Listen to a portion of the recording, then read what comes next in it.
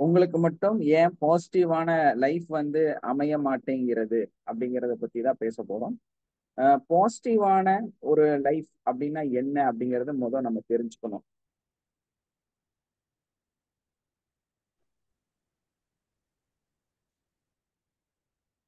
நம்ம வாழ்க்கையில நமக்கு எல்லாமே பாசிட்டிவா, எல்லாமே நன்மையா நடக்கணும் அப்படின்னா, நம்ம வந்து நம்ம அதுக்கு தகுந்த மாதிரி ஒரு லைஃப வந்து கொண்டு போணும். இப்போ நான் வந்து நேத்து சொன்னேன்லங்க, நேத்து 2 நாளா வந்து கடுமையா நிறைவேத்தோட வந்து நம்ம பேசிட்டு இருந்தோம். அதுல நெறைய ரொம்ப நேரம் வந்து என் கூட பேசினவங்க இருக்கிறாங்க. ஸோ அந்த மாரி தொடர்ந்து என் கூட மணிக்கணக்குல பேசின சில நபர்களோட அந்த அனுபவத்த தான் உங்களோட நான் வந்து இன்னைக்கு பகிர்ந்துக்க போறேன். அந்த அடிப்படையில தான் இதைய வந்து நான் வடிவமைச்சிருக்கிறோம் இந்த கிளாஸ். என்ன காரணம் அப்டின்னா, மனிதர்கள் ஏன் இன்னும் புரியாம, அவங்களுக்கு ஏன் இன்னும் வாழ்க்கையில பாசிட்டிவான நிகழ்வு நடக்காம இருக்குது அப்படிங்கிறத வந்து அவங்க உணராம இருக்கிறாங்க அப்படிங்கிறத பத்தி தான் நம்ம தெரிஞ்சுக்க போறோம். இதுக்கு உண்டான சொல்யூஷன் என்ன? இது என்ன செஞ்சா நிச்சயமா இவங்களும் இதுல இருந்து வெளிய வர முடியும் அப்படிங்கிறத பத்தி தான் நம்ம பேச போறோம். ஏன்னா, அடிப்படையில ஒரு ஒரு பெண் வந்து ஃபர்ஸ்ட் நம்ம வந்து அணுகுறோம். அவங்க போன பேட்ச்ல இருந்தே நம்மளோட வந்து பயணிக்கிறாங்க. நெறைய கிளாஸ் எல்லாம் அட்டெண்ட் பண்ணியிருக்கிறாங்க. பட் நம்மளோட இந்த கிளாஸ் வந்து அட்டெண்ட் பண்ணது கிடையாது. அதே மாரி நம்மளோட லைஃப் மாஸ்டருக்குள்ளரையும் அவங்க வரல. பட் அவங்க வெளிய இருந்து ரொம்ப துக்கம், கவலை, சங்கடம் அப்படின்னு நெறைய விஷயம் சொல்லிட்டே இருக்கிறாங்க. இதுல என்னன்னா, அவங்க நெறைய கத்து வச்சிருக்கிறாங்க. ரெய்கி ஆகட்டும், ஹீலிங் மெத்தட் ஆகட்டும், பிளெஸ்ஸிங்ஸ் ஆகட்டும், அப்புறம் என்ன அ ஒன் வெல்னஸ் என்னமோ சொல்லிட்டு அது வேற. இந்த மாரி நெறைய விஷயங்கள் வந்து ஆன்மீக அடிப்படையில, அதே மாதிரி வந்து ஹீலிங் மெத்தட்ல நெறைய கத்துருக்காங்க. அவங்களே டைரக்ட்டா பிரபஞ்சத்தோடயே நான் வந்து டைரக்ட்டா பேசிட்டு இருக்கிறேன் அப்படின்னும் சொல்றாங்க. ஸோ ஒரு ஓகே, நல்ல விஷயம். இதெல்லாம் வந்து ஒருத்தர் தனிமையில இந்த அளவுக்கு செய்யறது வந்து ஒரு அற்புதம் தான்.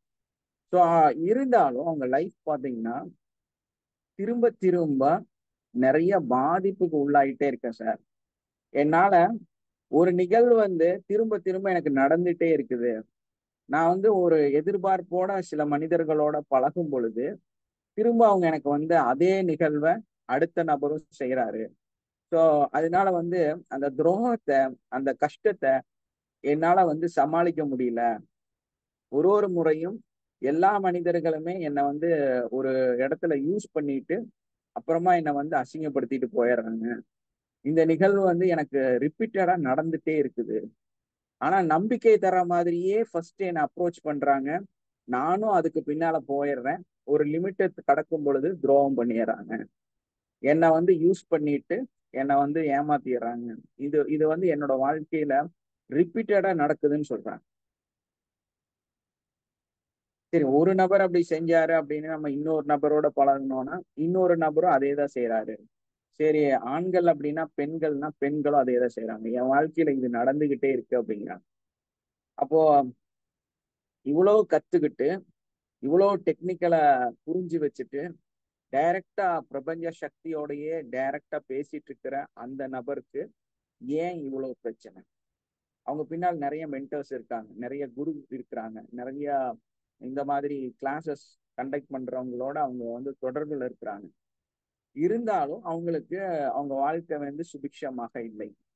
அவங்க என்கிட்ட ஃபோன் பண்ணி கேட்கறாங்க. நேத்து ரொம்ப நேரம் பேசிட்டு இருந்தேன். ஸோ சார் என்ன பண்ணலாம்? இந்த மாரி எனக்கு நான் நெறைய கத்து வச்சிருக்கிறேன். நெறைய செஞ்சுட்டு தான் இருக்கிறேன். நான் காலையில 3 மணிக்கெல்லாம் எந்திரிச்சுருவேன். எப்ப எந்திரிப்பாங்களாம்மா? காலையில 3 மணிக்கு நான் எழுந்து, நான் என்னோட அந்த பயிற்சி எல்லாம் ஸ்டார்ட் பண்ணிருவேன் சார். காலையில 3 மணிக்கு ஸ்டார்ட் பண்ணிருவேன். 7 மணி வரைக்கும் ரொம்ப கடுமையா தவத்துல இருப்பேன் சார் அப்டின்னாங்க. சரி, ஓகேம்மா, நைஸ், சூப்பர். நீங்க ரொம்ப தவம் செஞ்சு நெறைய விஷயங்கள் செஞ்சுட்டு இருக்கிறீங்க அப்டின்னா.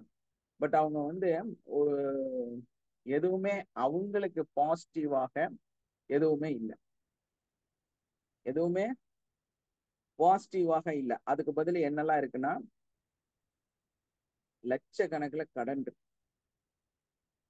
எல்லா கடன் கொடுத்தவர்களும் பின்னாடி தொரத்திட்டு இருக்கிறாங்க.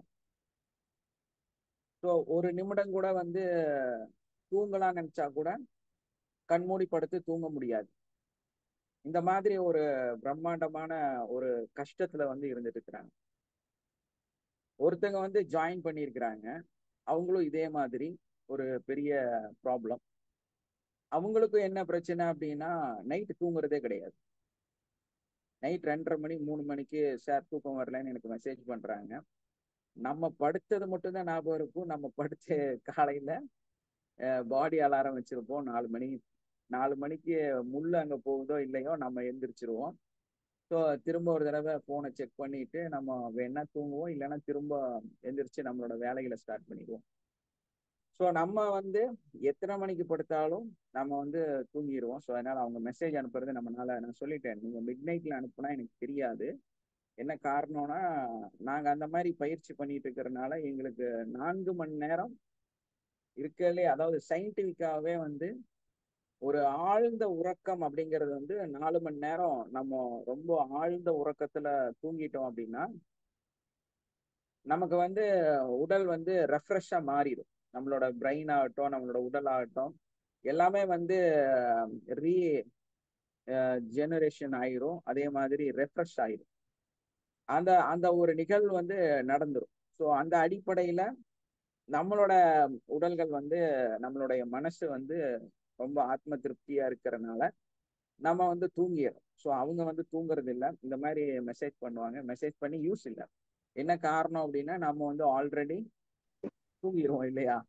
நம்ம நம்ம டைமிங் கரெக்டா தூங்குவோம். டைமிங் கரெக்டா தூக்கம் இல்லாதாலே 1000 பிரச்சனை ஏற்படும் சார். எஸ், பலவிதமான தூக்கம் பிரச்சனைகளுக்கு காரணமாக இருக்கு. அப்ப இதெல்லாம் என்னன்னு கேட்கும்போது அவங்களும் ஏதோ கிராண்ட் மாஸ்டர் எல்லாம் முடிச்சிருக்கிறாங்களாமா, நிறைய விஷயம் கத்து வச்சிருக்கிறாங்களாமா. சரிம்மா, இவ்வளவு கத்து வச்சிருக்கீங்கல்ல அப்படின்னு நம்ம ரொம்ப நேரம் பேசணும். அதுக்கப்புறம் வந்து இணையருக்கு சந்தோஷமான முறையில வந்து இணைஞ்சிருக்காங்க. ஸோ அவங்க கண்டிப்பா இந்த கிளாஸ்ல கண்டினியூ பண்ண போறாங்க. 26வது பேட்ச்ல ஜாயின் பண்ணுவாங்க. ஒரு சில கண்டிஷன் மட்டும் அவங்க சொல்லியிருக்கிறாங்க. ஸோ அதெல்லாம் வந்து நிச்சயமா நமக்கு அது ஒரு விஷயம் கிடையாது. ஒரு பொறுப்பான இது கிடையாது. நம்ம நம்ம அதை கடந்து அவங்களுக்கு உண்டான விஷயங்களை வந்து நம்ம செய்வோம். ஸோ அதனால நமக்கு அது ப்ராப்ளம் இல்லை. அவங்க கண்டிப்பா அதை கத்துட்டு சரியா வாங்கினேன். அதே மாதிரி இன்னொரு நபரை வந்து நான் மீட் பண்ணேன். ஸோ அவங்க பார்த்தா அவங்க ரொம்ப sir. Aged. Yes sir. Sir கர்மா ஏதாவது இருக்குமா சார்? கர்மா கண்டிப்பா சார், கண்டிப்பா சார். இதுக்கு பேக்ல எல்லாம் கருமா தான் இருக்குது. இவ்வளவு ஒருத்தங்க வந்து பாத்தீங்கன்னா, சார் தூங்குறவங்களே பாக்கியசாலி தாங்க சார். இன்னைக்கு மணி சொல்றீங்கல்ல நான் தூங்கிடுறேன் மணிக்கணக்கா அப்படின்னு. ஆமா சார், நம்ம மணிக்கணக்கா கிளாஸ்ல வந்தாலே உங்களுக்கு அதான பயிற்சியை கொடுக்குறோம். சார், மணிக்கணக்கா இவ்வளவு பயிற்சி பண்றாங்க. இவ்வளவு கஷ்டத்துல இருக்காங்கன்னா இப்போ கர்மா தான் பாதிக்குதுன்னு நினைக்கிறேன். அதை கரெக்ஷன் பண்றதுக்கு தானே நம்ம உங்களுக்கு கத்து கொடுக்குறோம். குரூப்பே அதான். அட்வான்ஸ் கிளாஸுக்கு வந்தாலே நீங்க வேற லெவல்ல கர்மாவை கழிச்சு கட்டுவீங்களே, உங்களால கரெக்ட் நிறைய விஷயம் செய்ய முடியுமே. கரெக்ட். அப்ப அந்த மாதிரி அடிப்படையில வந்து நம்ம அதை சரிப்படுத்த முடியும். இப்போ இன்னொரு அம்மா பார்க்கும்போது ரொம்ப ஏஜ்னா ரிட்டையர்ட் ஆயிட்டாங்க. அதுக்கப்புறம் ஒரு 20 வருஷம் ஆயிடுச்சு. இவ்வளோ வயசு முதிர்ந்தவங்க.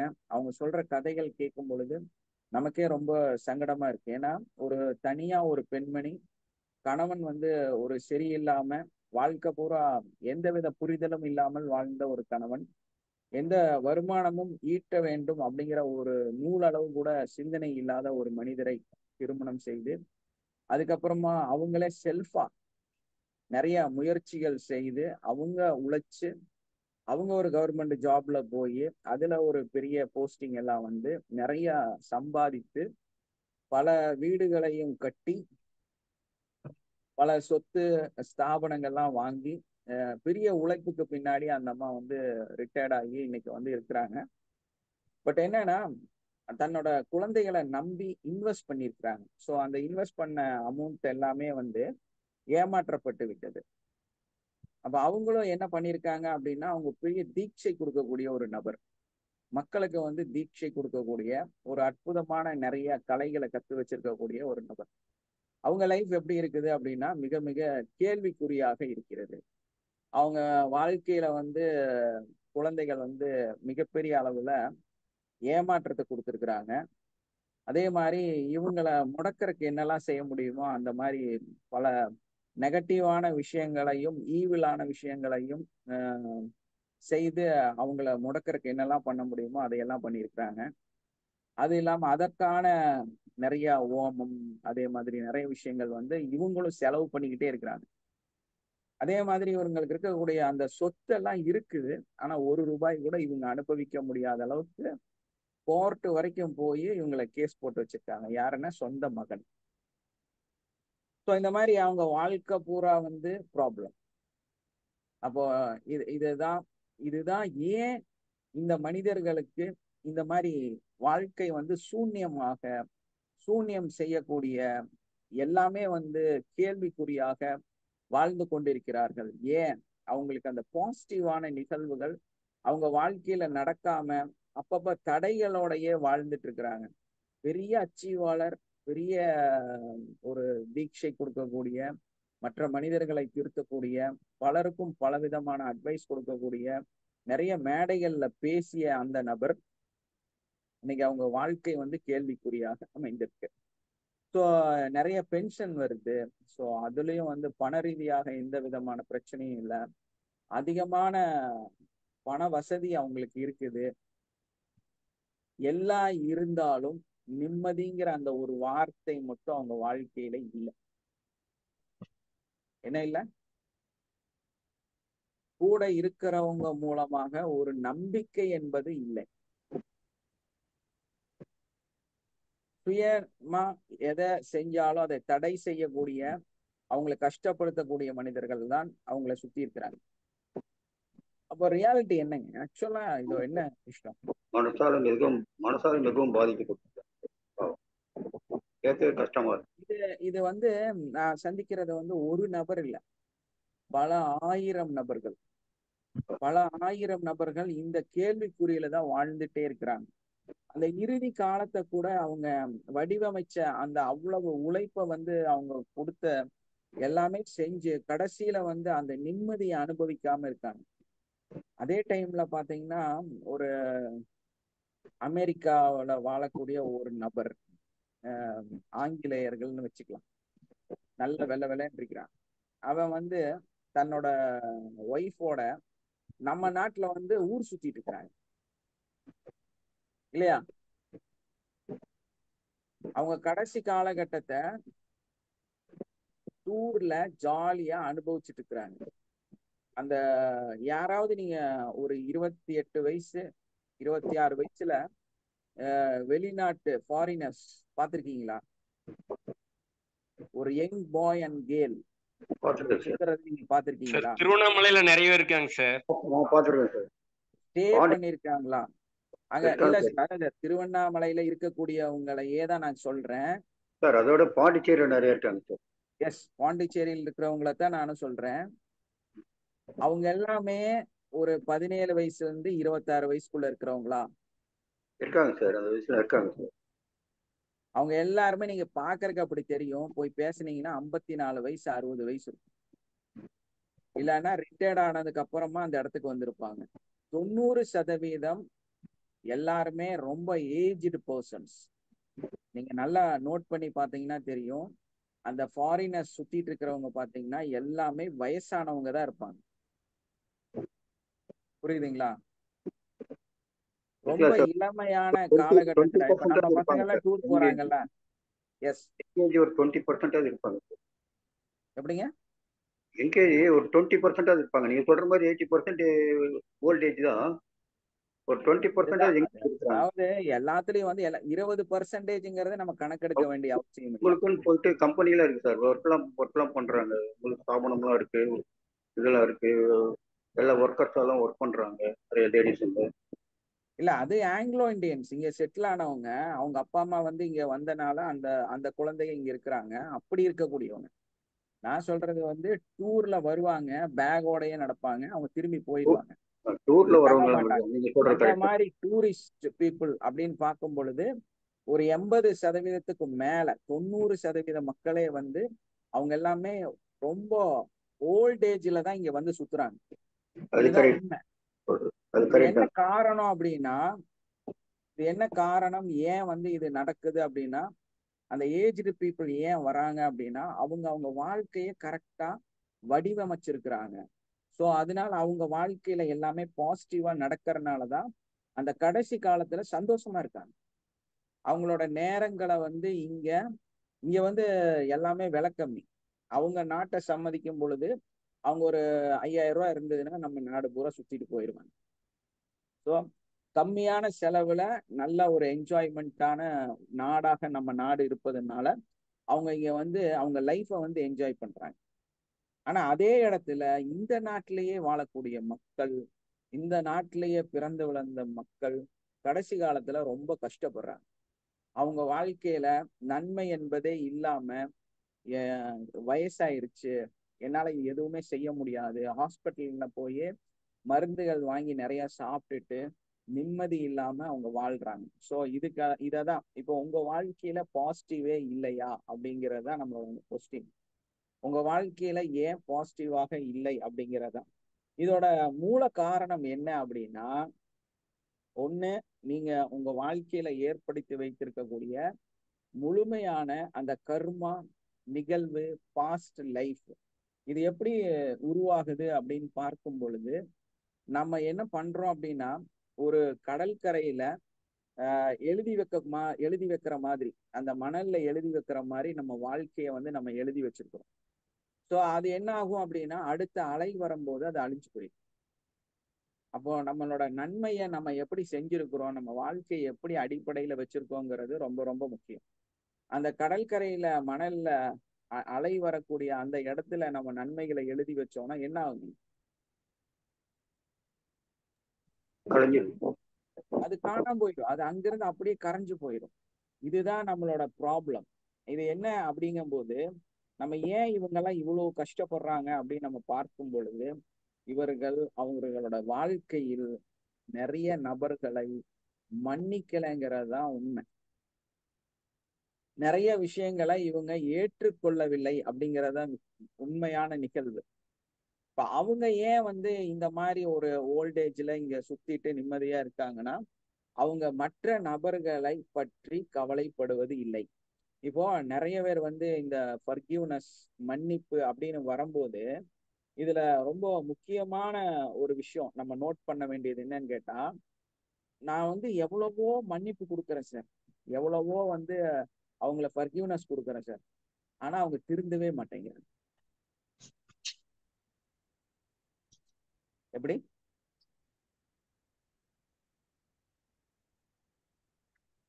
எப்படி? நான் வந்து அவங்கள எவ்வளவோ மன்னிச்சுட்டேன், எவ்வளவு தடவையோ நான் மன்னிச்சுட்டேன், ஃபர்கிவ்னஸ் கொடுத்துட்டேன், என்னோட ஆத்மார்த்தமா நான் வந்து உள்ள இருந்து அவங்கள மன்னிச்சுட்டேன், ஆனா அவங்க திருந்தவே மாட்டேங்கிறாங்க, அவங்க மாறவே மாட்டேங்கிறாங்க சார். அவங்க நமக்கு தகுந்த மாதிரி வாழ்க்கைய வந்து மாற்றவே மாட்டேங்கிறாங்க. அவங்க அப்படியே தான் இருக்கிறாங்க சார், இல்லையா? இதான அவங்க ப்ராப்ளம். S or no? இங்கதான் உங்களோட ஃபர்கிவ்னஸ் முழுமை அடையவில்லை. நீங்க மிகப்பெரிய தவறை வந்து செஞ்சிட்டு இருக்கிறீங்கிறத வந்து இங்கதான் புரிஞ்சுக்கணும். நீங்க உங்களுக்கு இதை பற்றிய சரியான புரிதல் இல்லை அப்படிங்கறதா உண்மை. ஏன்னா நீங்க அவங்கள மன்னிக்கல, அவங்கள திருத்தறக்கு முயற்சி பண்றீங்க, அவங்கள மாற்றுவதற்கு முயற்சி செய்றீங்க. ஃபர்கிவ்னஸ்க்கும் மாற்று அமைப்பதற்கும் வித்தியாசம் இருக்குது. என்ன வித்தியாசம் இருக்குதுங்க? ஒருத்தரை மாற்றுவதற்கு முயற்சி செய்வதற்கும் திருத்துவதற்கு முயற்சி செய்வதற்கும் ஒருவரை நாம மன்னிப்பதற்கும் வித்தியாசம் இருக்கிறது. இத புரியாம தான் நீங்க அவங்க சரியாகலன்னு நீங்க ஃபர்கிவ்னஸ் கொடுத்துட்டு இருக்கீங்க. இது என்ன அடிப்படையில உங்க ஃபர்கிவ்னஸ் சரியாக மாறும்? இது உங்களுக்கு தெளிவு வர வேணுமா வேண்டாமா?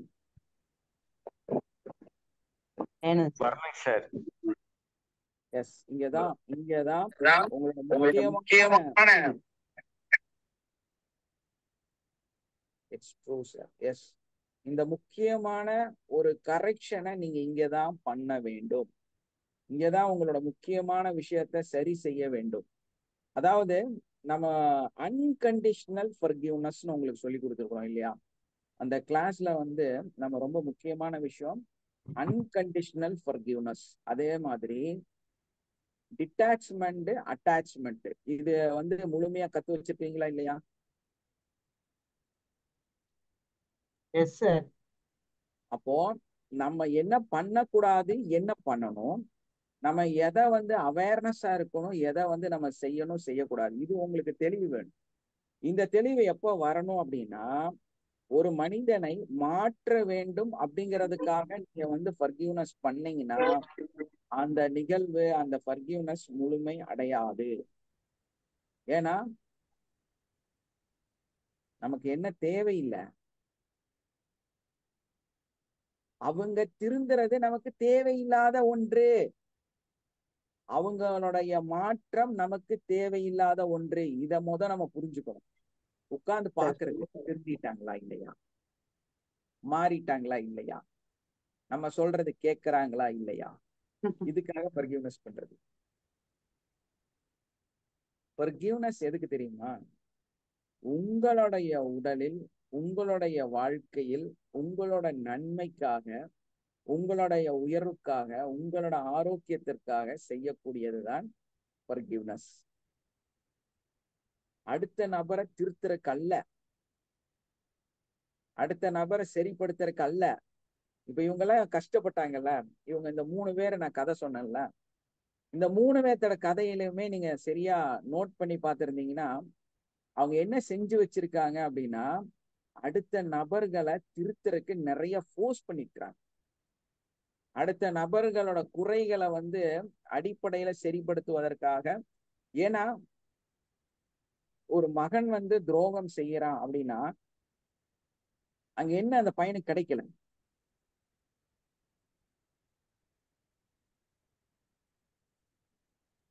ஒரு திருப்தி கிடைக்கல. உண்மையான அன்பு கிடைக்கல, ஒரு உண்மையான அன்பு கிடைக்கவில்லை. அதுதான் உள்ள ஆள் மனதுல அவங்களுக்குள்ள இருக்கக்கூடிய அந்த துரோகத்துக்கு பின்னாடி இருக்கக்கூடிய உண்மை. எப்ப நீங்க ஒரு மனுஷனை ஆத்மார்த்தமா, முழுமையா, அன்கண்டிஷனலா, எந்த எதிர்பார்ப்புமே இல்லாம, யாரையும் திருத்தணும்னு நினைக்காம, யாரும் மாறணும்னு நினைக்காம, இது என்னோட நன்மைக்காக, என்னோட வாழ்க்கைக்காக, என்னோட ஆரோக்கியத்திற்காக நான் அந்த நபரை மன்னிக்கிறேன் அப்படின்னு நீங்க சொல்லும் பொழுதே உங்களோட உள்ள ஆழ் மனதுல, உங்களோட ஆத்மாவுல, உங்களுடைய அந்த இன்னர் எனர்ஜியில அவங்க மேல ஒரு தனிப்பட்ட ஒரு அன்பும் பாசமும், அதே மாதிரி அந்த ஒரு அழகான ஒரு தருணம் வந்து உங்களுக்குள்ளார வரும். ஒரு குழந்தையாக இருப்பதாக இருந்தால் நிச்சயமாக அந்த குழந்தை எத்தனை வயசாக இருந்தாலும் அது உங்களோட குழந்தையாக உங்களுக்கு காண்பிக்கப்படும். உங்க மனசுல அவன் ஃபர்ஸ்ட் உங்க கையில கொடுக்கும் போது என்ன ஃபீல் வந்ததோ அந்த ஃபீல் தான் அந்த பையனுக்கு 55 வயசானாலும் உங்களுக்குள்ளார இருக்கும். இந்த நன்மை வந்து உங்கள்கிட்ட இல்லை அப்படின்னா உங்களுக்கு துரோகம் திரும்ப திரும்ப நடந்துட்டே தான் இருக்கும்.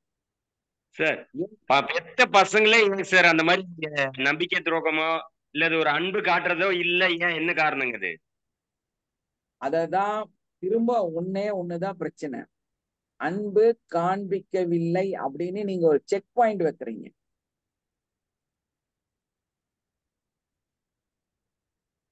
அந்த செக் பாயிண்ட் தான் உங்க பிரச்சனை. நாம என்ன பண்ணணும், என்ன செய்யணும், என்ன செய்யக்கூடாது அப்படின்னா நம்மளோட அன்பை முழுமையா கொடுக்கணும், நம்ம அவங்கள முழுமையா மன்னிக்கணும். அதே டைம்ல அவங்க நமக்கு என்ன திருப்பி கொடுக்குறாங்க, அவங்க திருந்திட்டாங்களா, அவங்க நம்மளை பாக்குறாங்களா, அவங்க நமக்கு ஏதாவது செய்வாங்களா, இந்த மாதிரி அன்போட நம்மளோட பழகுவாங்களாங்கிற எண்ணம் ஒரு நூல் அளவு கூட, ஒரு முடியோட அளவு கூட உங்களுக்குள்ளார இருக்கக்கூடாது. எதிர்பார்ப்பு ஏமாற்றத்தை தான் கொடுக்குங்க. நீங்க எதிர்பார்க்காம தான் எல்லாமே செய்யணும். மாற்றம் வருங்கிற ஒரு நம்பிக்கையோட நீங்க வந்து எந்த எதிர்பார்ப்பும் அவங்கள்ட்ட இருந்து எதிர்பார்க்காம உங்க வாழ்க்கைய நீங்க வடிவமைக்க வேண்டும். அதுதான் ஃபர்கிவ்னஸ். அதுதான் உங்களோட பாசிட்டிவான வாழ்க்கைக்கு உண்டான வழி. புரியுதுங்களா? Correct sir. Okay sir. நீங்க நிறைய எதிர்பார்த்துட்டு அவங்க இப்படியெல்லாம் செய்யணும், இப்படியெல்லாம் நடக்கணும், இப்படியெல்லாம் இருக்கணும் எதிர்பார்த்துட்டு அதுக்கப்புறமா அவங்கள வந்து நீங்க மன்னிச்சீங்கன்னா அது எந்த அடிப்படையில மன்னிப்பாக மாறும்? நீங்க தான் நிறைய எதிர்பார்த்துட்டீங்கல்ல.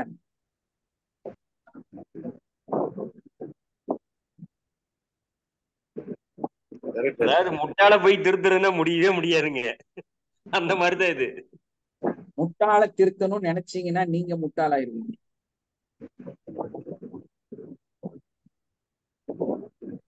எப்படிங்க? முட்டாள திருத்தணும் நம்ம முட்டாளாயிடும். ஷேக்ஸ்பியர் வந்து ஒரு வயல் பகுதியில வரப்புக்கு மேல நடந்து போயிட்டு இருக்கிறார். அப்ப நடந்து போகும்போது எதிர்க்க வந்து ஒரு படிப்பறிவே இல்லாத ஒரு பாமரன், ரொம்பவுமே வந்து எந்த விதமான அறிவும் இல்லாத சாதாரண ஒரு ஃபார்மர், ஒரு விவசாயி, இல்லைன்னா வந்து விவசாயம் செய்யக்கூடிய இடத்துல வேலை செய்யக்கூடிய ஒரு சாதாரண மனிதன். அவன் வந்து எதுக்காக நடந்து வரான். ஷேக்ஸ்பியர் வந்து ஆப்போசிட்ல நடந்து போறாரு. அப்போ அந்த மனிதர்கிட்ட சொல்றாரு, நான் ஷேக்ஸ்பியர், நீ வந்து இறங்கி போ அப்படிங்கிறாரு. ஏங்க அப்படின்னு? உனக்கெல்லாம் வந்து நான் இறங்கி போக வேண்டிய அவசியம் இல்லை, ஏன்னா உனக்கு வந்து அறிவில்லை அப்படின்னு அவர் சொல்றாரு. அப்போ இது வந்து என்னோட ஈகோவை வந்து பாதிக்குது அப்படிங்கிற அடிப்படையில வந்து அவர் பேசுறாரு.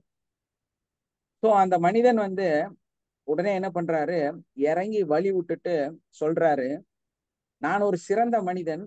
ஏன் அப்படின்னா இந்த உலகமே போற்றக்கூடிய ஒரு சிறந்த மனிதனுக்கு வழி விட்டு கொடுத்திருக்கிறேன், அதனால நான் வந்து மிக பெரும் சிறந்த மனிதனாக மாறிவிட்டேன் அப்படின்னு சொல்லிட்டு அவன் போயிட்டான். இதுல யாருங்க அறிவாளி? அந்த முட்டாள் தான் அறிவாளிங்க, இங்கதான் ப்ராப்ளம். விவசாயி. ஷேக்ஸ்பியரே முட்டாளாக மாறின ஒரு தருணம் அது. புரியுதுங்களா? நீங்க எப்பவுமே எல்லாரும் ஷேக்ஸ்பியராவே இருக்கிறீங்க, அதுதான் சார் ப்ராப்ளம். இன்னொரு சொல்லுங்க சார். ஒருத்தவங்க வந்துட்டாங்க, பேச கேட்க முடியல. இன்னொரு சொல்லுங்க சார். இன்னொரு தடவை சொல்றதா? கவனிக்கல. ஷேக்ஸ்பியர் வந்து ஒரு வரப்புக்கு மேல நடந்து போறாரு. அப்போ எதிர்க்க வந்து ஒரு படிப்பறிவு இல்லாத ஒரு ஃபார்மர், ஒரு விவசாயி வந்து நடந்து வரான். ஸோ அந்த நடந்து வரும் பொழுது அந்த ஷேக்ஸ்பியர் சொல்றாரு, நான் மிகப்பெரிய அறிஞன், நான் பயங்கர அறிவாளி, அதனால உனக்கெல்லாம் வழி விட முடியாது, என் காலில் சேராயிரும், நீ கீழே இறங்கி போ, ஏன்னா நீ ஃபார்மர் தானே, நீ வந்து விவசாயி தானே, உன் காலில் சேரானா பரவாயில்லன்ட்டு அவர் வந்து கீழே இறங்கி போக சொல்றாரு. ஸோ இது வந்து என்னை வந்து பாதிக்கக்கூடிய ஒரு நிகழ்வு அப்படின்னு அவர் சொல்றாரு. அப்ப அந்த மனிதன் என்ன பண்றாருன்னா கீழே இறங்கி அந்த பக்கம் வந்துட்டு, இன்னைக்கு வந்து நான் வந்து மிகப்பெரிய மனிதனாக மாறிவிட்டேன், ஏனென்றால் இந்த உலகம் போற்றக்கூடிய ஒரு மிகப்பெரிய மனிதனுக்கு நான் வழி விட்டு கொடுத்ததனால் என்னுடைய அந்த தன்மை என்னை வந்து வேற லெவலுக்கு உயர்த்தி விட்டது அப்படின்னு சொல்றேன். ஸோ அதை கேட்டு அவரு ரொம்ப வியப்போட தன்னோட தவறை வந்து புரிஞ்சுக்கிறார். புரியுதுங்களா? அப்போ இதுல வந்து யார் அறிவாளி, யார் சிறந்தவர் அப்படின்னு நம்ம பார்க்கும்போது, அந்த விட்டு கொடுத்துட்டு போனார்ல ஒருத்தர் விவசாயி, அவர் தான் அறிவாளின்னு ஷேக்ஸ்பியரே சொல்லிட்டாரு. நான் என்னோட அறிவை மங்க வச்சுக்கிட்டேன் அந்த இடத்துல, ஏன்னா அந்த மாதிரி சொல்லியிருக்க கூடாது இல்லையா? அதே மாதிரிதான் இன்னைக்கு நீங்க எல்லாருமே ஷேக்ஸ்பியராக வாழ்ந்து கொண்டிருக்கிறீர்கள் அப்படிங்கிறதுதான் வந்து இந்த சுருக்கம். ஸோ நம்ம வந்து நம்ம அறிவாளி, நம்ம பயங்கர டேலண்ட் அப்படின்னு நினைச்சிட்டு நம்ம நிறைய விஷயங்கள் செஞ்சுட்டு இருக்கிறோம். ஸோ அடுத்தவங்களை மாற்ற முடியுமா அப்படின்னு பலவிதமான முயற்சிகளும் நம்ம செய்யறோம். இதுதான் உங்களோட ப்ராப்ளமே. ஸோ நம்ம அதை செய்யவே கூடாது. நம்மளை எப்படி மாத்திக்கிறோம் அப்படிங்கிறது தான் முக்கியம். இதுல ரொம்ப முக்கியமான விஷயம் என்னன்னா, இந்த ஃபர்கிவ்னஸ், மன்னிப்பது அப்படிங்கிறது எதற்காக அப்படின்னா, இது வந்து செல்ஃப் ஈகோ கண்ட்ரோலிங் மெத்தட். எப்படி? செல்ஃப் ஈகோ கண்ட்ரோலிங் மெத்தட் தான் வந்து ஃபர்கிவ்னஸ்.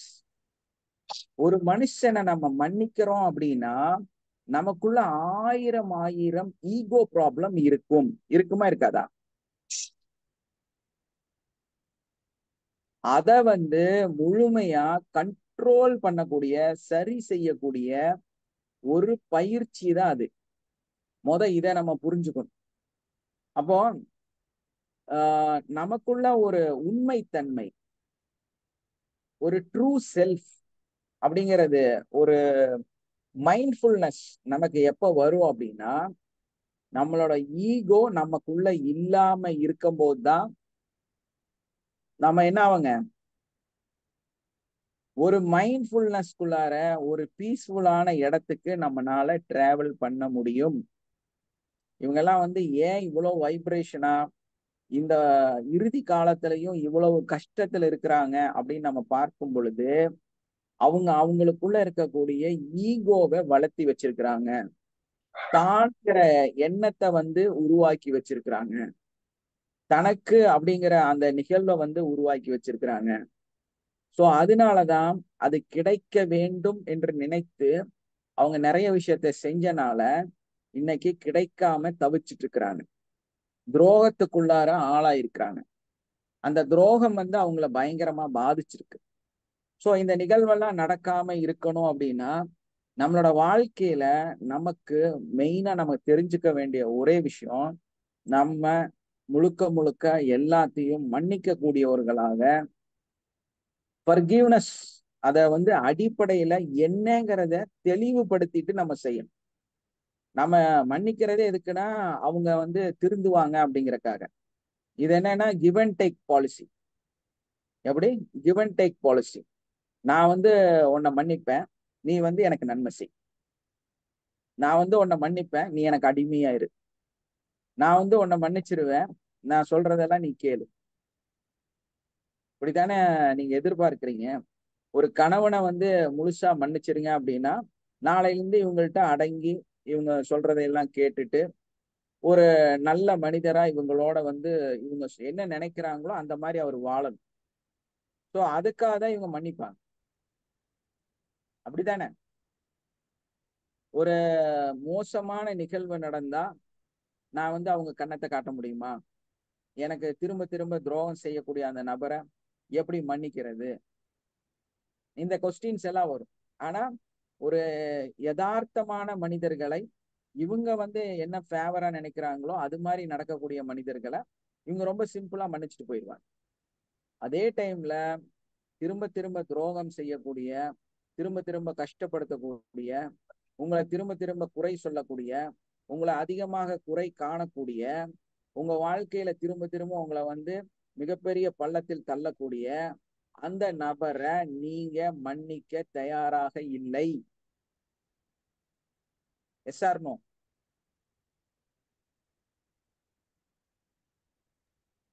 S sir. சார், நாம தான் வந்து அவங்களை அடிக்கணும் அப்படிங்கிற அளவுக்குல வெறியில இருக்கிறோம். நம்ம எப்படி சார் மன்னிக்க முடியல? நிறைய இதுல அப்படித்தான் இருக்கு. எஸ், இதுதான் துரோகம் ப்ராப்ளம். பண்ணிட்டாங்க, மன்னிக்கிற அளவுக்கு மனப்பக்குவமே இல்லை நான் இது வரைக்கும். அதுதான் ப்ராப்ளம்.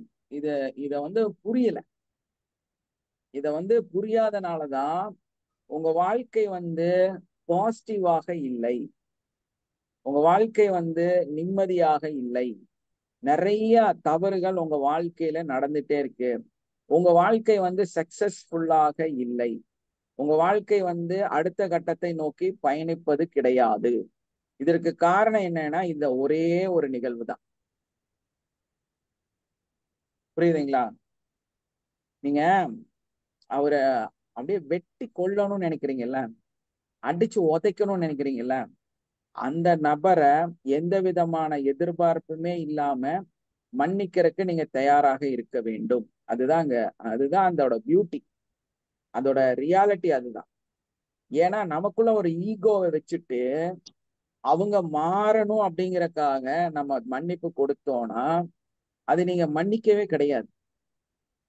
நீங்க எதிர்பார்ப்புக்காக செஞ்சிருக்கிறீங்க. சார் அப்போ பணமெல்லாம் ஏமாத்திட்டு போயிட்டாங்க, நான் அவங்கள எப்படி சார் மன்னிக்கிறது அப்படின்னா, அவங்கள மன்னிக்கணும். அதுக்காக பணத்தை விட்டு கொடுக்க கூடாது. பணத்தை எல்லாம் அவங்கள்ட்ட நீங்க வந்து ஏமாறக்கூடாது. அதையெல்லாம் வந்து ஒத்துக்க முடியாது. நீங்க அந்த பணத்தை அவர்கிட்ட இருந்து வாங்கறதுக்கு தான் மன்னிக்கிறது. இந்த ட்ரிக்கே என்னன்னு கேட்டா, இந்த இந்த வழிமுறையே என்ன அப்படின்னா, அவர்கிட்ட இருந்து உங்களோட பணத்தை திருப்பி வாங்குறதுக்கு உண்டான வழிமுறை தான் அந்த ஃபர்கிவ்னஸ். ஸோ அந்த ஃபர்கிவ்னஸ் வந்து முழுமை பெறணும், உங்க பணம் வந்து திரும்ப கிடைக்கணும் அப்படின்னா அவரை ஆத்மார்த்தமா நீங்க மன்னிக்கணும். அந்த மன்னிப்போட அளவு வந்து அவங்களோட எதிர்பார்ப்பு இல்லாத நிலையில இருக்கணும். அவங்க வந்து திருந்துவாங்க, அவங்க சரியாயிடுவாங்க, அவங்க வாழ்க்கை வந்து அவங்க வந்து நமக்கு தகுந்த மாதிரி வாழ ஆரம்பிப்பாங்க அப்படிங்கிற எந்த எதிர்பார்ப்புமே இல்லாம நம்ம அவங்கள மன்னிக்கிறதுக்கு தயாராக இருக்கணும். ஸோ அந்த மாதிரி நம்ம வந்து அவங்கள மன்னிச்சிட்டோம்னா அவங்க பணமும் திரும்பி கிடைக்கும், உங்க வாழ்க்கையும் சரியாகும், உங்களோட நோய்களும் குணமடையும். ஏன்னா நம்ம இங்க என்ன பண்றோம் அப்படிங்கும் போது, நம்ம ஒருத்தர் வந்து திருந்துறக்காக, ஒரு சரியாகறக்காக, அவங்க குணமாகறக்காக, அவங்க சரிப்படுத்துறதுக்காக நீங்க மன்னிக்கும் பொழுது நம்ம வந்து அதுல ஒரு நல்ல நிலைக்கு வெற்றியாளராக நம்ம மாற முடியாது. நம்ம மன்னிக்கிறதே எதுக்கு தெரியுமா? நம்மளோட பணம் திரும்ப கிடைக்கணும், நம்மளோட ஆரோக்கியம் நமக்கு நல்லா இருக்கணும், நம்மளோட வாழ்க்கை சுபிக்ஷமா இருக்கணும், நம்ம வாழ்க்கையில வந்து எல்லாமே பாசிட்டிவா நடக்கணும், நமக்கு என்னெல்லாம் தடைகள் இருக்கோ அதையெல்லாம் முழுமையா தாண்டி அந்த தடைகளை எல்லாம் உடைத்து நம்ம வெற்றியாளரா இந்த உலகத்துல வாழணும், நம்ம என்னெல்லாம் எதிர்பார்க்கிறோமோ அதெல்லாம் வந்து முழுமையா நடக்கணும். அதுக்காகத்தான் நாம வந்து நம்ம செய்யணுமே தவிர மற்றவங்களை மாற்றி அமைக்கிறதுக்காக செய்யக்கூடாது. ஏன்னா நீங்க அடுத்தவங்க மாற்றணும்னு நினைச்சு செஞ்சீங்கனாலே உங்களுக்குள்ளார ஒரு பெரிய ஈகோ வந்து உங்களுக்குள்ளார உட்கார்ந்துச்சு. என்ன இருக்கும் உங்களுக்குள்ள? ஒரு ஈகோ. பெரிய ஈகோ வந்து ஸ்டோர் ஆகிருக்கும். ஸோ அந்த ஈகோ என்ன பண்ணும் அப்படின்னா, அவங்க மாறலையே, நான் முயற்சி பண்றேனே, நான் சரிப்படுத்த பல வேலைகளை செய்யறேனே, ஆனாலும் அவங்க மாறலையே அப்படின்னு உங்களுக்குள்ளார அந்த ஈகோ வந்து திரும்ப திரும்ப வந்துகிட்டே இருக்கும். உங்களை திரும்ப திரும்ப அது பணம் போனா பரவாயில்லைங்க, வாழ்க்கையே போயிடுச்சுங்களா சார்? எப்படிங்க? பணம் போனா கூட பரவாயில்லைங்க, வாழ்க்கையே இது வரைக்கும் வாழ்ந்த வாழ்க்கையிலேயே ஒரு திருப்தி இல்ல, ஒரு வாழ்க்கையிலேயே ஒரு அர்த்தம் இல்லாம போயிடுச்சுன்னு வச்சுக்கல. அதுதான் காரணம். இப்போ இந்த ஃபர்கிவ்னஸ் கொடுக்குறீங்கன்னு வைங்க, ஒரு ஆளை வந்து நீங்க மன்னிக்கிறீங்க.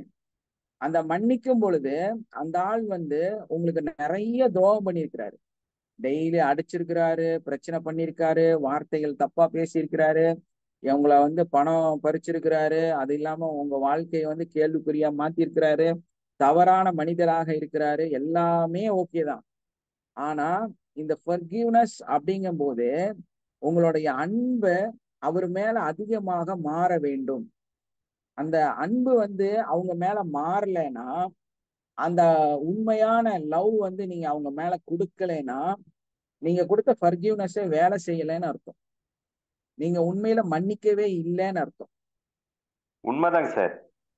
நீங்க மன்னிச்சிட்டீங்க அப்படின்னா அவங்க மேல உங்களுக்கு பாசம் வரணுமா வேண்டாமா? வரணுங்க. உங்ககிட்ட பாசமே வரல, நீங்க இன்னும் துரோகியா தான் நினைக்கிறீங்க, இன்னும் வந்து அவங்களை ஏற்றுக்கொள்வதற்கு நீங்க தயாராக இல்லை. அப்ப நீங்க எப்ப மன்னிச்சீங்க?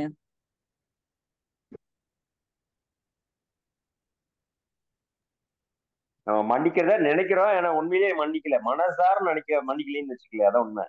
அதான் உண்மை. மன்னிக்கிறது வந்து வாயளவுல இல்ல, உள்ளத்துல. அப்ப அந்த உள்ளத்துல மன்னிக்கும் பொழுது, இப்போ உங்க வீட்டுல வந்து ஒரு 16 வயசு பையன் இருக்கிறான்னு வைங்க.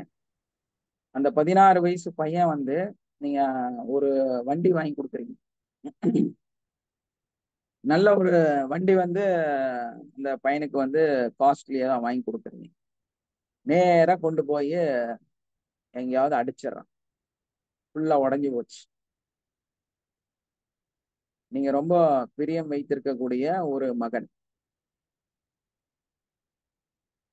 என்ன சார் பண்ணுவீங்க? தலையை வெட்டிடுவீங்களா?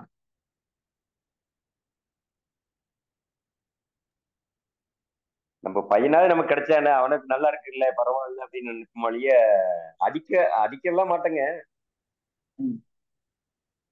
இப்ப பாருங்க, அவ்வளவு பணம் நஷ்டமாயிருச்சு, அந்த வண்டி வீணா போயிருச்சு, அந்த பையனுக்கு ஒண்ணுமே நடக்க கூடாது, அவன் மட்டும் உங்க கை கிடைச்சா போதுங்கிற அந்த நிலைக்கு நீங்க தள்ளப்படுறீங்க இல்லையா?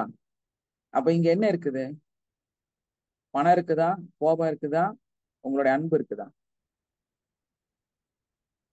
அன்பு இருக்கு சார். அன்பு இருக்கு சார். அப்ப இது ஏன் நீங்க ஃபர்கிவ்னஸ் கொடுக்கணும்னு நினைக்கிற ஒரு நபர்கிட்ட ஒரு இன்னொரு நபர்கிட்ட உங்களுக்கு வரல?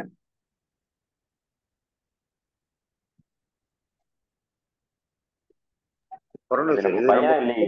பையன் வந்தது, அது அடுத்தால ஆயிடுது, இது சொந்த பையன்ற மாதிரி ஆயிடுது. இங்கதான் உங்களோட அன்பை நீங்க கொடுக்கலங்கிறது ப்ரூஃப் ஆகுது.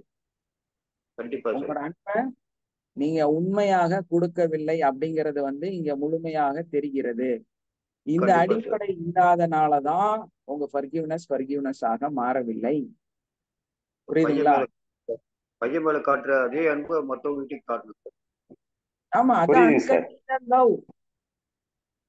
அதுக்கு பேருதான் வந்து எந்தவித எதிர்பார்ப்பும் இல்லாத, எந்த ஒரு எல்லையும் இல்லாத உங்களுடைய அன்பு. மனசார மன்னிக்கிறது. ஆமாங்க, ஒரு ஒரு பெரும் தலைவர், ஒரு மிகப்பெரிய மனிதர் இந்த உலகத்துல வந்து நம்ம திரும்ப திரும்ப அவங்கள ஞாபகம் வைத்துக் கொள்ளக்கூடிய ஒரு சூழ்நிலைக்கு அவங்க தள்ளப்படுறாங்க அப்படின்னா, அவங்க அவங்களுடைய அரசியல் வாழ்க்கையில அவங்க மனசு வச்சா இந்த மக்களை கோடிக்கணக்கில் ஏமாத்த முடியும். ஏன்னா அதுக்கு முன்னாடி இருக்கக்கூடிய நபர்களும் அதுக்கு பின்னாடி இருக்கக்கூடிய நபர்களும் மக்களை வந்து அந்த அளவுக்கு ஏமாற்றி கொண்டே இருப்பாங்க. ஆனா அந்த ஒரு தலைவர் மட்டும் தலைவராக மதிப்பதற்கு காரணம் என்னன்னா, தனக்கு கிடைக்கக்கூடிய அந்த ஏமாற்றி மக்கள்கிட்ட இருந்து சுரண்டி மக்களோட பணத்தை வரி பணமாக பிடுங்கக்கூடிய அந்த நிலைய வேண்டான்னு வச்சுட்டு தன்னோட தலையில அந்த கடனை ஏற்றுக்கொண்டு மக்களுக்காக சேவை செய்யணும்னு இருக்காங்க பாத்தீங்களா? இருந்தாங்க பாத்தீங்களா? அந்த தலைவர்கள் தான் இன்னைக்கும் போற்றக்கூடியவர்களாக இருக்கிறாங்க இல்லையா? இன்னைக்கும் நம்ம ஒரு நிமிஷம் அவங்கள வந்து சிந்திக்கிறோம். அவங்களோட ஆட்சி அவ்வளவு அற்புதமாக இருந்ததுன்னு நம்ம சொல்லக்கூடியவர்களாக இருக்கிறோம். அதுக்கு என்ன காரணம்? மற்றவங்களுக்காக உழைச்சவங்க சார். தன்னை வருத்தி கொண்டு இந்த மற்றவங்களுக்காக மற்றவர்களுக்காக உழைத்தவர்கள். அதனாலதான் இன்னைக்கும் அவங்கள வந்து நம்ம வந்து நினைவு கூர்ந்து கொண்டே இருக்கிறோம். அவங்கள வந்து நினைச்சு பார்க்கிறோம் நம்ம இல்லையா? Correct sir. ஆகஸ்ட் 15 சுதந்திர தினம் நம்ம பக்கத்துல போயிட்டே இருக்கிறோம்.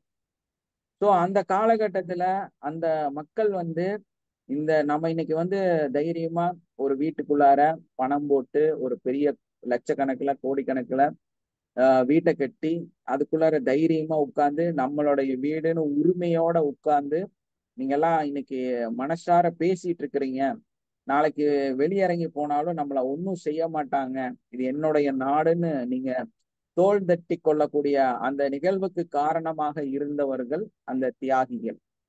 அப்ப அவங்க நினைச்சிருந்தா அவங்க மேல குண்டு போடும், அவங்க சங்கடப்படுவாங்க, அவங்க வாழ்க்கை போயிடும், அவங்க குடும்பம் போயிடும் அப்படின்னு நினைச்சிருந்தாங்கன்னா இன்னைக்கும் நம்ம எல்லாம் வந்து அடிமையாக இருந்திருப்போம். ஆனா இன்னைக்கு வந்து அடிமைத்தனத்தை விட வட்டி கட்டுறதை விட வரி வந்து அதிகமா நம்ம கெட்டி ஒரு அடிமைகளாக இருக்கிறோம். அது ஒரு சங்கடமான நிகழ்வு தான்.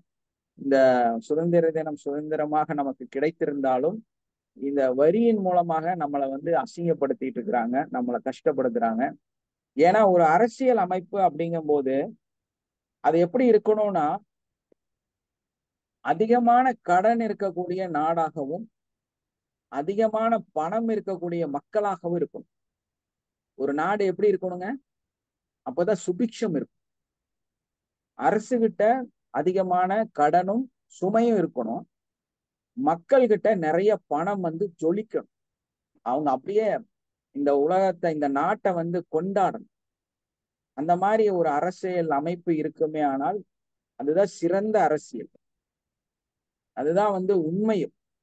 ஆனா மக்கள்கிட்ட வந்து இப்படி சுரண்டி புடுங்கி மக்களை வந்து கஷ்டப்படுத்தி அவங்க கஜானால பணம் சேர்த்துவது வந்து அடிமைத்தனம்னு சொல்ல முடியாது, இது ஆதிக்கத்தோட வேற நிலை.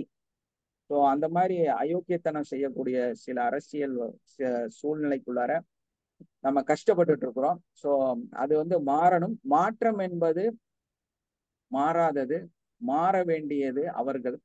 ஸோ அந்த அடிப்படையில வந்து அவங்களையும் நம்ம ஆத்மார்த்தமா மன்னிச்சிடலாம். ஸோ அதனால வந்து எல்லாரும் எல்லாத்தையும் மன்னிக்கிறனால கண்டிப்பா இந்த உலகம், இந்த நிலை நமக்கு மாறும். அவங்க மேலையும் நம்ம முழுமையான அன்பை கொடுத்து, அந்த மாதிரி நமக்கு துரோகம் செய்து கொண்டு இருக்கக்கூடிய அந்த நபர்களுக்கு நம்மளோட அன்பை முழுமையா கொடுக்கணும். நம்மளுடைய பாசத்தை அவங்க மேல திணிக்கணும்.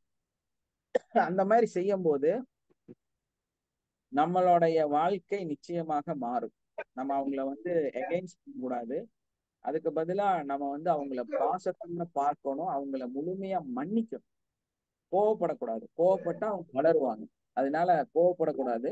அவங்கள வந்து நம்ம வந்து நேசிக்கக்கூடியவர்களாக இருக்கும். ஸோ நமக்கு எப்பெல்லாம் வந்து யாரெல்லாம் துரோகம் செய்கிறார்களோ அப்ப நம்ம என்ன செய்யணும்? அவங்கள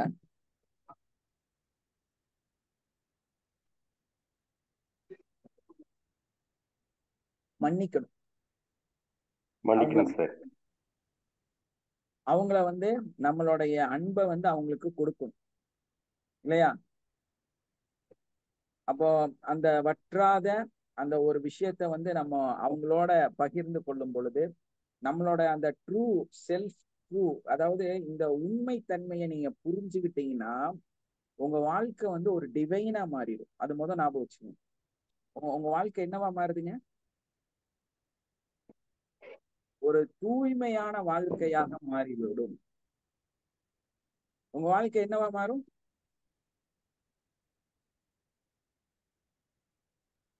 நாம ஒரு சிறந்த மனிதனா மாறிடும். அதாவது நான் இந்த அளவுக்கு சூப்பரா அப்படின்னு ஒரு நாள் உங்களுக்கு தோணும். என்ன தோணும் உங்களுக்கு?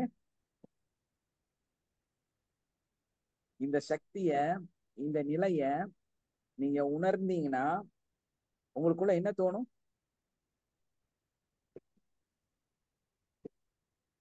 அது வருங்க. அது வரும். நான் வாவ், இப்படியெல்லாம் நான் வாழ முடியுமா?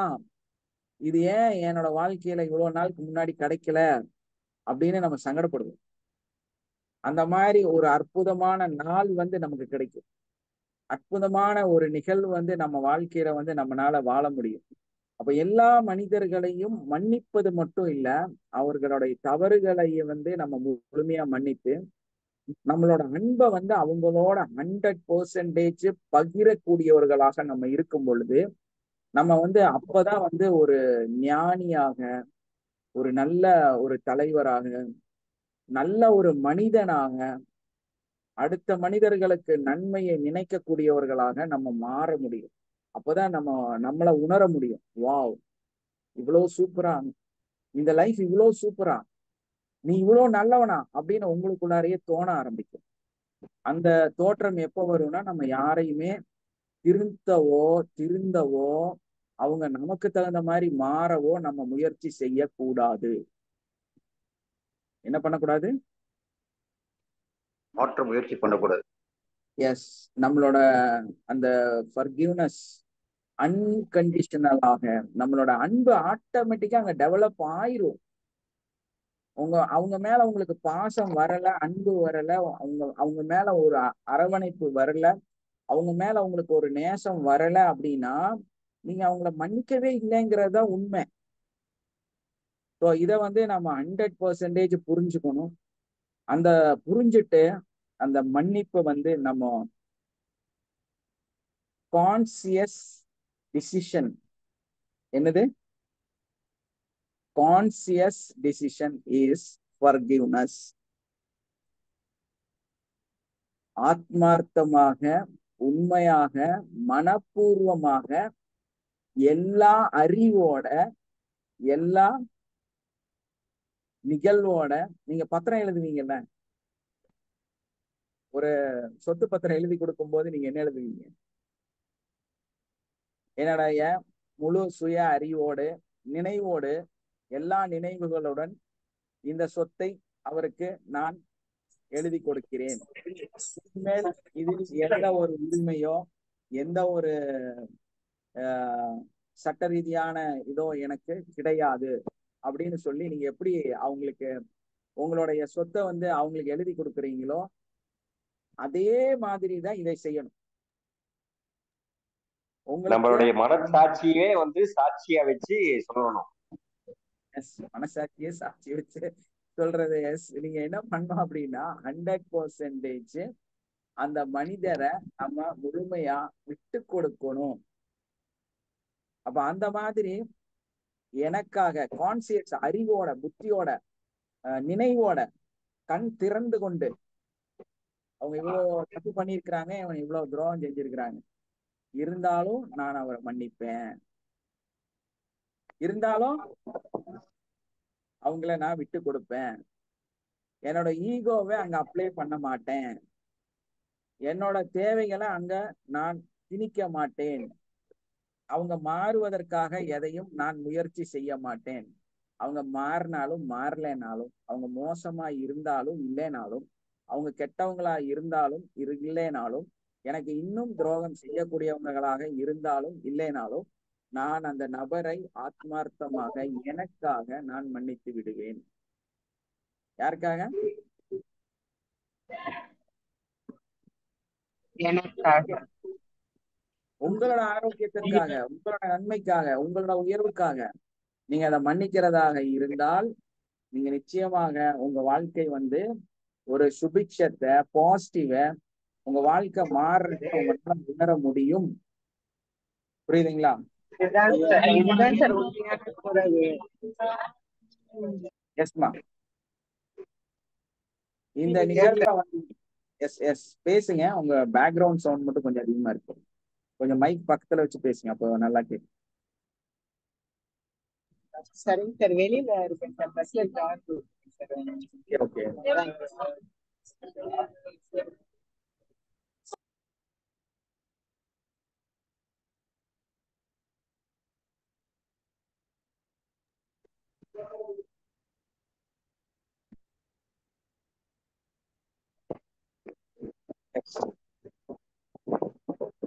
அப்ப அந்த மாதிரி நம்மளோட வாழ்க்கையில நம்ம இந்த ஒரு நிலையில நீங்க ஒரு ஃபர்கிவ்னஸ் கொடுப்பீங்கன்னா உங்க வாழ்க்கை நிச்சயமா மாறும்.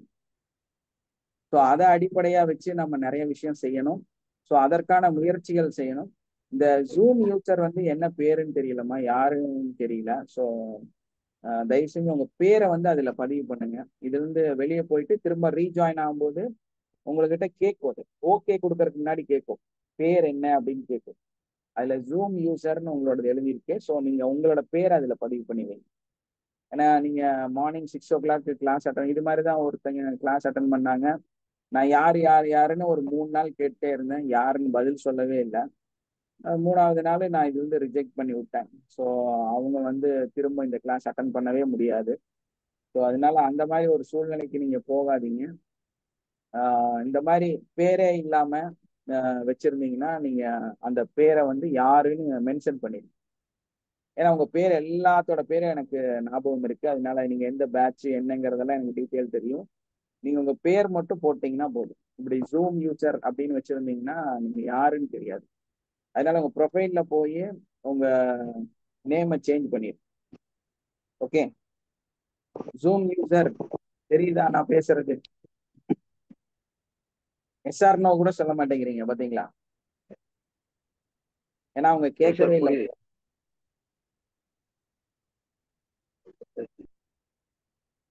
ஜூம் யூசர்னு போட்டிருக்கிறவங்க யாருன்னு பேர் மட்டும் பதிவு செய்யுங்கம்மா. cannot move video while the people are walking. Okay.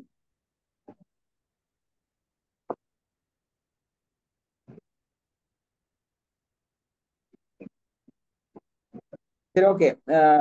உங்களோட நன்மையான நிகழ்வு, உங்களோட கிராட்டிடியூட் நீங்க ஷேர் பண்ணலாம். இன்னும் கொஞ்சம் ஒரு சின்ன விஷயம் இருக்கு, அதையும் பேசிட்டு நம்ம வைண்ட் அப் பண்ணிடலாம். யாராவது ஏதாவது இங்க சொல்ல விரும்புறீங்களா?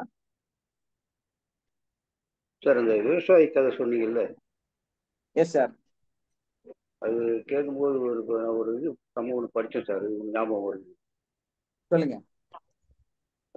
மாப்பிள்ளை வந்து மாமனார்ட்ட சொல்றாரு, ஆமா நீ உங்க சொல்லணும். உங்க பொண்ணு இன்னும் கொஞ்சம் நீங்க படிக்க வச்சிருக்கலாம், அதுதான் ஆ, தப்பு பண்ணிட்டீங்க அப்படின்னு சொல்றாரு. கரெக்டா மாப்பிள்ளை, அந்த அளவுக்கு படிக்க வச்சு அதுக்கு தகுந்த மாதிரி மாப்பிள்ளையை நான் தேடணும் இல்லை ம். அப்படின்னு சொல்றாரு. அப்ப இந்த படிப்பு போதுல ஒரு மட்டம் தட்டுற மாதிரி ஆயிடுது இல்ல, படிச்சவர் முட்டாள் ஆயிடுறாரு இப்ப. ஆமா கண்டிப்பா. புரியுதா சார்? நான் ஏன் படிக்க வைக்கல அப்படின்னா உங்களை வந்து கல்யாணம் பண்ணியிருக்க முடியாது. இன்னும் படிக்க வச்சிருந்தா நான் அதுக்கு தகுந்த மாதிரி மாப்பிள்ளையை பார்த்து தான் கல்யாணம் பண்ணி கொடுத்துருப்பேன் அப்படிங்கிற அந்த விஷயம் வந்து அங்க அவங்க சொல்லி படிப்பு போதுன்ற மாதிரி இருக்கு. நீங்க போதும் நினைக்கிறனால அந்த படிப்பு போதும் நாங்க முடிவு பண்ணிட்டோம்னு சொல்லியிருக்கேன். ஆமா சார். அது சொல்லும் போது அந்த சம்பவம் ஞாபகம் வந்து எப்போ படிச்சது. Okay thank you thank you. Okay thank you all. Zoom user இன்னும் பதில் சொல்லல. மேபி உங்களை நாளைக்கு மெடிடேஷன் கிளாஸ்ல நான் எடுத்து விட்டுருவேன். அதனால அஸ்லாம் சொல்லுங்க. வாழ்க வளமுடன் சார்.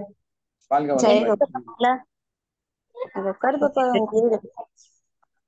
எங்கம்மா சொல்லுங்கம்மா ஃபீட்பேக் சார். சொல்லுங்கம்மா. நேத்து பெரிய பாப்பாவும் மாப்பிள்ளையும் வந்து வீட்டுக்கு வந்தாங்க சார். சூப்பர்மா. பாப்பா லீனா வித்யாவும் மாப்பிள்ளையும் வீட்டுக்கு வந்தாங்க சார். அது வந்து அவர் வந்து 2 வருஷம் ஆச்சு.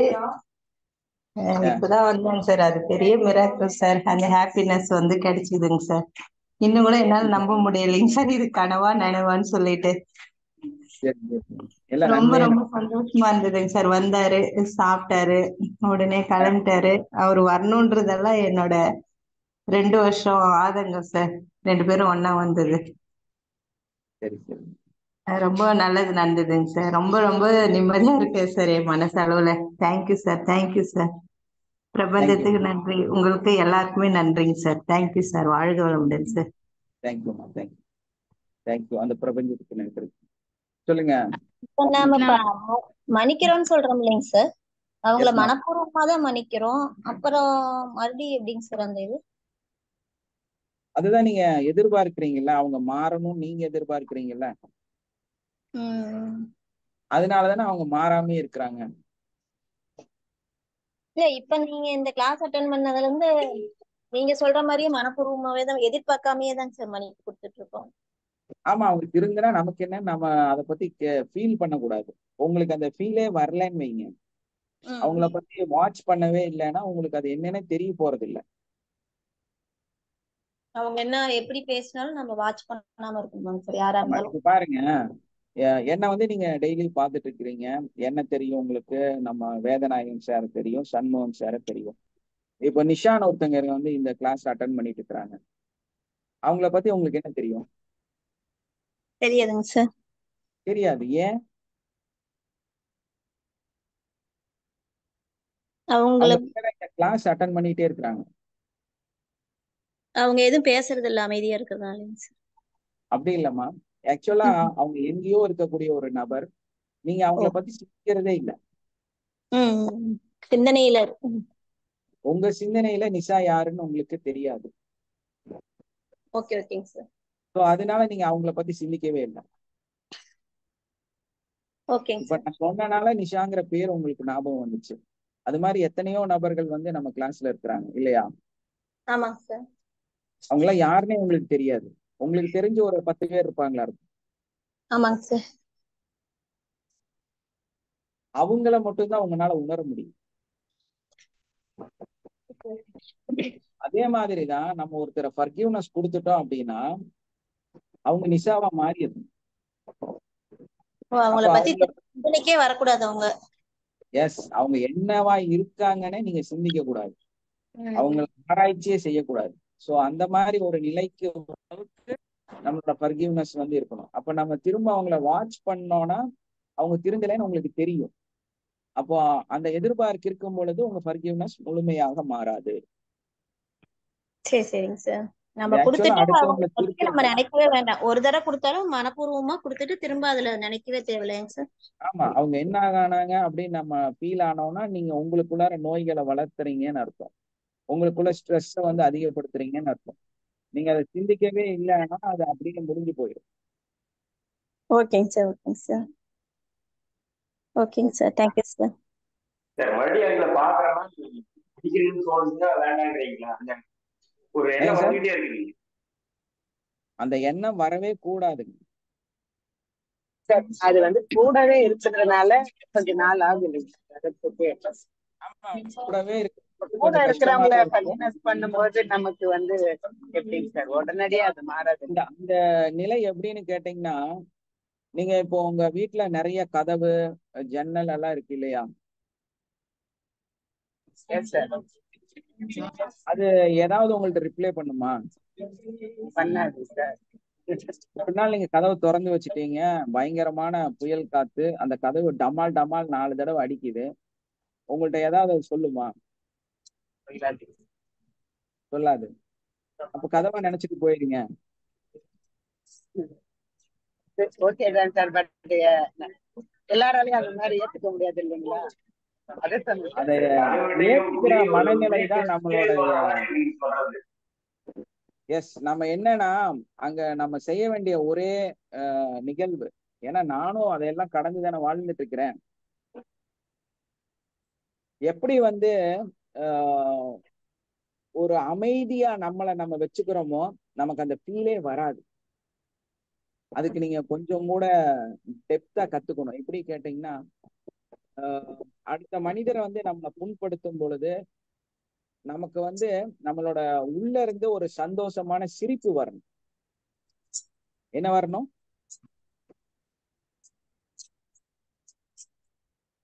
நமக்குள்ளார இருந்து ஒரு சந்தோஷம் வரணும்.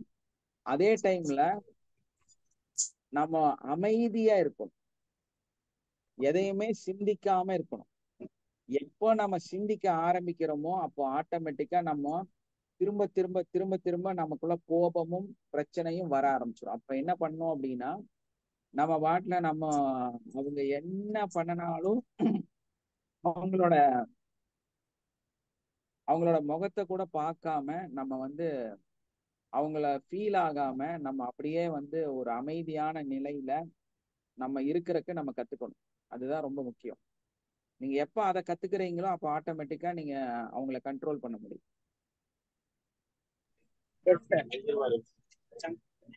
Okay, nice, super. நம்ம வைண்ட் அப் பண்ணிடலாங்களா? டைம் ஆயிட்டு. யாராவது ஒருத்தர் கூப்பிட்டுட்டே இருக்கிறார், ரொம்ப கால் வந்துட்டு. அந்த ஜூம் யூசர் மட்டும் உங்க நேம் போட்டுருங்கம்மா, இல்லைன்னா உங்களை நாளைக்கு இது வந்து நான் ரிமூவ் பண்ணிடுவேன். ஓகே, அஸ்ஸலாமு அலைக்கும் சார். அஸ்லாம், சொல்லுங்கம்மா. அந்த எங்களோட மகனுக்கு வகுத்து வலின்றது ரொம்ப நல்ல சார். இப்ப ஒரு வருத்தம் இல்ல, மாஷா அல்லாண்டு உங்களுக்கு மருந்து சொன்னது மாதிரி அது மாதிரி செஞ்சு கொண்டிருக்கிறேன். மாஷா அல்லா, இப்போ ஒரு இதுவுமே இல்லை. அவக்கு வந்த வருத்தத்துக்கு ஹாஸ்பிட்டலுக்கு கொண்டு போனா என்ன செய்வாங்கன்னு சரி அந்த மாதிரி வருத்தப்பட்டேன். அவளுக்கு மேலும் மேலும் எல்லாம் ரஹ்மத் செஞ்சு இந்த மேலும் ஆயுசு நீளமாக்கி வைக்க வேணும். இவங்களுக்கு ஃபேமிலி டாக்டர் ரெண்டு மாதிரி இப்போ ஒரு தைரியம் வந்து என்ன எதென்றாலும் நீங்க ஒரு கோலண்ட் எடுத்தோட எல்லா மருந்தும் செல்றீங்க. பெரிய இது ஜிசாக்கல்லாயிர சரியான பயன்தான். நல்ல ஸ்கூலுக்கும் விட்டுட்டு தான் போறா. இப்ப மாஷாலாம் நல்லா இருக்கிறேன். அது மாதிரியே செஞ்சு வருமா.